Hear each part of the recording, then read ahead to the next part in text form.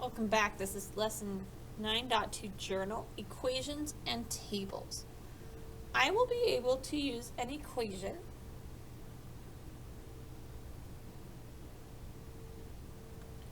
to create an input-output table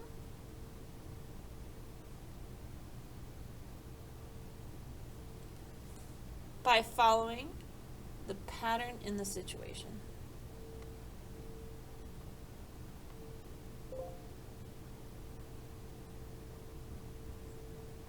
I will be able to find missing values. So vocabulary for this lesson: independent variable. Remember, this is a variable that is in control of the situation. So it's usually something like time that is going to change no matter what. The dependent variable is the one that changes because of the independent variable. So because the independent variable changes, so does the dependent variable. Now we're going to add a few more definitions. So pull out your page 118 again, the vocabulary page. Okay, the rate of change is how much the dependent variable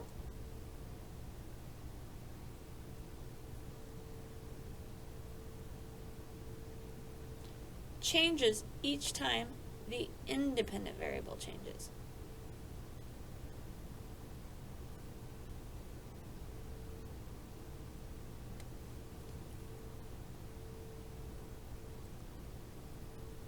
So it's how much the dependent variable changes each time the independent variable changes. Okay, the starting point is where the dependent variable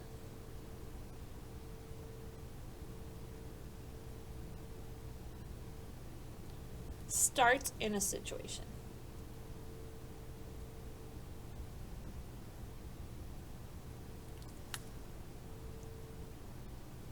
Last one we're going to fill in today is linear relationship. A linear relationship contains a constant rate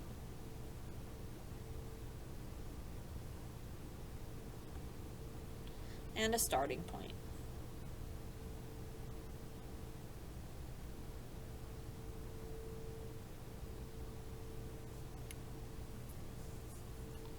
And then one more, let's do context. Context is the real-life situation or story that goes along with the equation. So anytime I ask you for a context, it's when you're telling me what we're representing. All right, once you've got those written all down, go ahead and go back to the other page.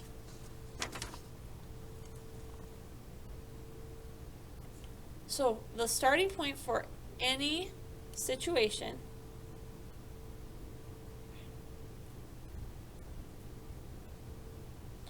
is when the input is 0. If the input is 0, that's where you're starting. Okay, define variables, identify the starting point and the rate, and write an equation for each relationship, and then use the equation to make a table. All right, here it says, Ella has $30 in her bank account. She saves $15 per week. There should be a period there. Oops. So, variables. What is going on in this situation? What two things do we have? Well, we got money in our bank. What else do we have? Number of weeks. So, I'm going to say W represents the number of weeks, and M represents the money in her account.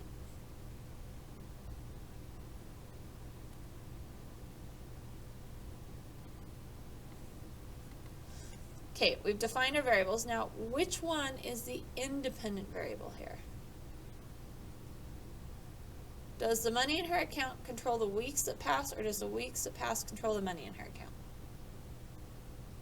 Okay, this one's going to be the independent variable. This one is the dependent variable.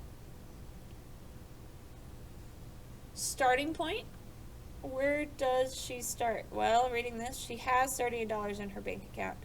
She saved, so she started with $30. So the starting point is 30. Now the rate is how much for every week. So it's the ratio of how much per week. Well, that would be $15 per week. Per is another timesing word. We're taking the weeks and going to times it by 15. If you can pick out all of this, the equation's easy. Output equals. So the money in her account can be found. That's what we are saying. So where does it start? She starts with 30. Now from there, does it increase or does it decrease? Is she spending the money or is she putting it in there? In this case, she is saving, so she's adding money to her account. Now, how much is she adding per week? 15 times the number of weeks.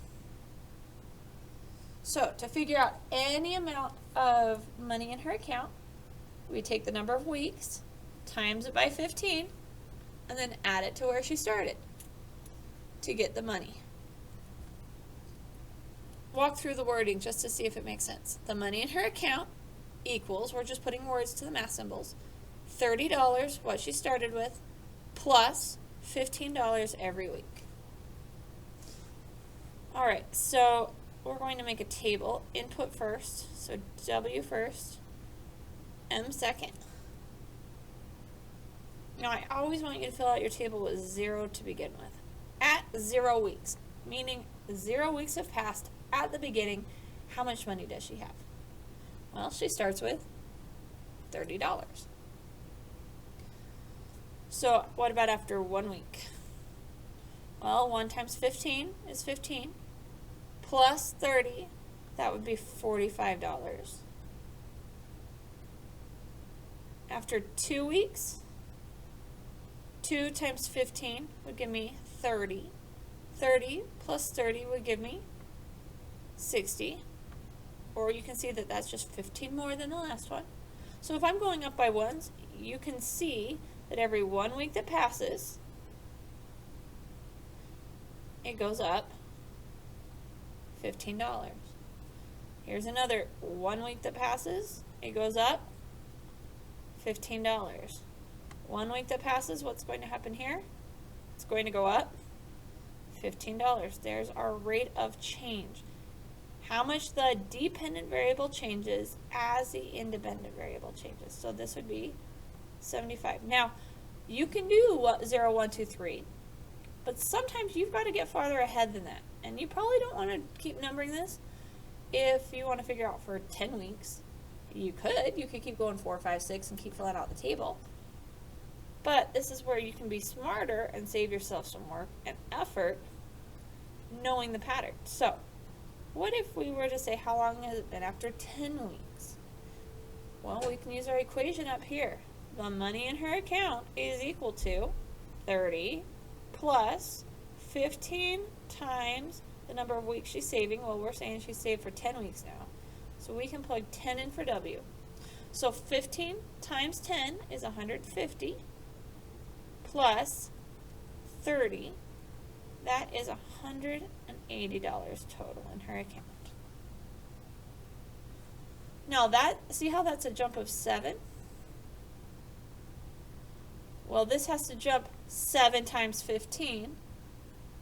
So that went up, let's see, 15 times 6 is 90. So that'd be a 105 jump. You can see from 75 to there, if I were to add 105, that would give me 180. But that's because this jumped 7 times faster, so this also had to jump 7 times faster. All right, let's try this next example. Victor feeds his dogs 2 pounds of food each day. Oh, I guess it's only one dog. Must be a big dog. He has a 60-pound bag of dog food. So what 2 variables do we have here? Well, we're dealing with pounds of food. So pounds of food and the number of days. So if we're going to define a variable, I'm going to call this one P for pounds of food and D for days. Now, which one's in control here? Do the pounds of food control the days, or do the days control the pounds of food? Days are going to go on no matter if you feed your dog or not. However, I highly recommend feeding your dog. So this would be the independent variable. Days are in control. Because the days pass,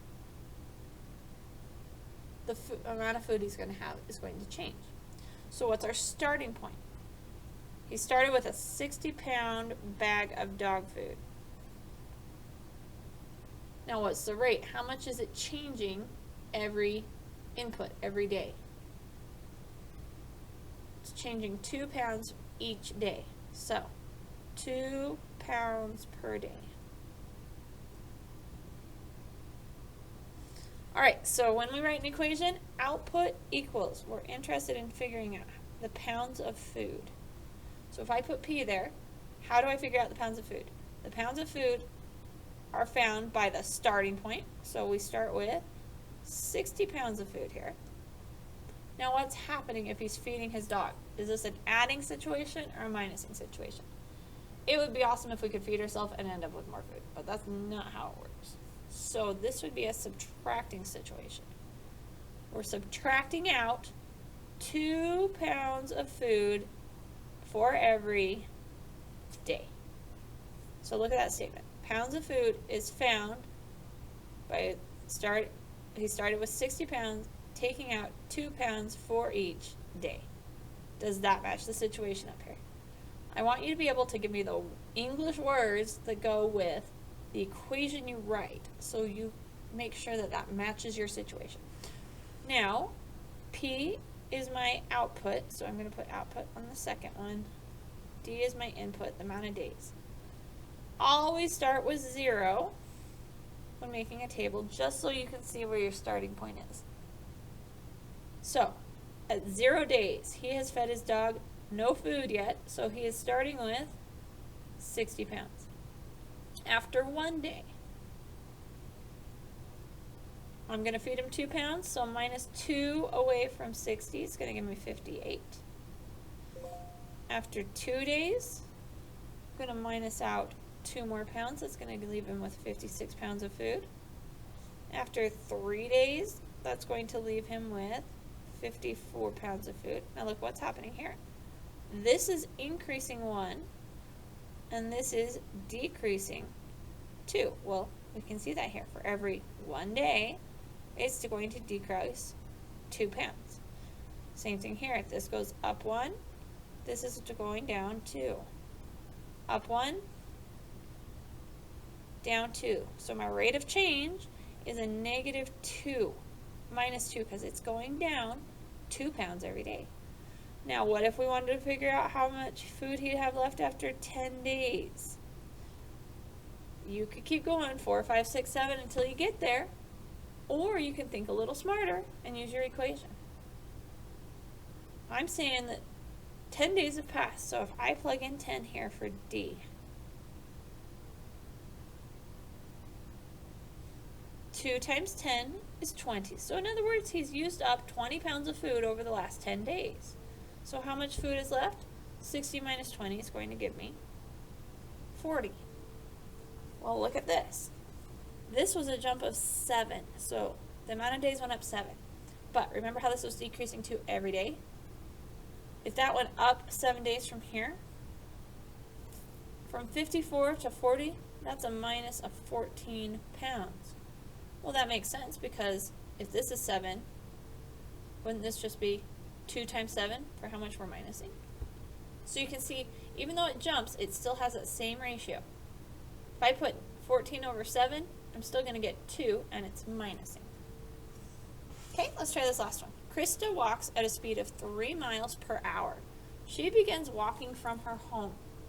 So what 2 things are we considering here? Miles per hour, so hours, and miles probably, so distance from her home. Okay, so I'm going to put D for distance from her home.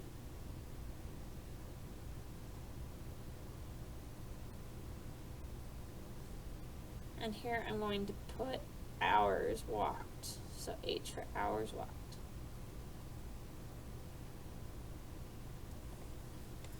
So what is the independent variable and what is the dependent variable here? Do the hours control her distance or does the distance control her hours? In this case, time is going to pass no matter what, so this would be the independent variable. And this would be the dependent variable.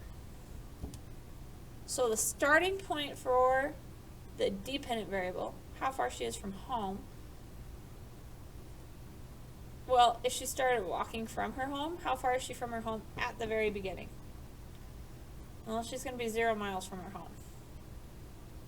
Now we know the rate. She's going to gain 3 miles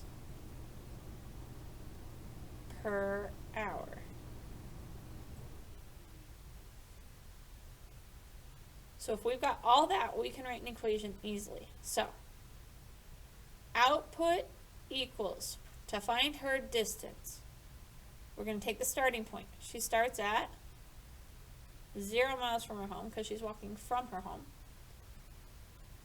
Now we're going to add because her distance is going to increase. It's not going to decrease. She doesn't get closer and closer to home as she walks because she's walking from her home.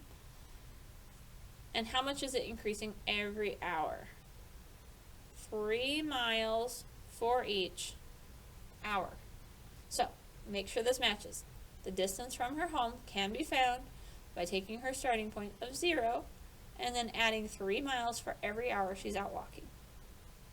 Okay, that seems to match, so we can fill in our table. So our independent variable is H, so the hours walked controls the distance in miles. So, starting point of 0. I like to always fill out my table with 0 so I can see my starting point. After 0 hours of walking, she would have traveled a total of 0 distance. So 0, 0. 0 miles walked, or 0 hours walked, 0 miles from her house. If she's walked for 1 hour, 3 times 1 is 3. If she goes for 2 hours, she's going to have walked 6 miles. 3 hours, she's going to have walked 9 miles. So look at what's happening here again. Adding 1 for every hour we add here, we add 3 miles. There's my rate of 3 miles per 1 hour. Same thing here. Same thing here. This goes up 1 hour. This is going to go up 3 miles. Now what if we wanted to assume she was walking all day? Maybe she's hiking to go camping. I'm not sure why you'd walk for 10 hours, but we're going to put that in there anyway. So she's hiked for 10 hours. Instead of going up and counting up, we can use what we know. So I'm going to plug in 10 for H. So if she's walked for 10 hours, we're going to have to times that by 3, assuming she hasn't stopped to take any breaks, to find the distance. So 3 times 10 is 30. And then I'm going to add that to the starting point, which in this case is 0.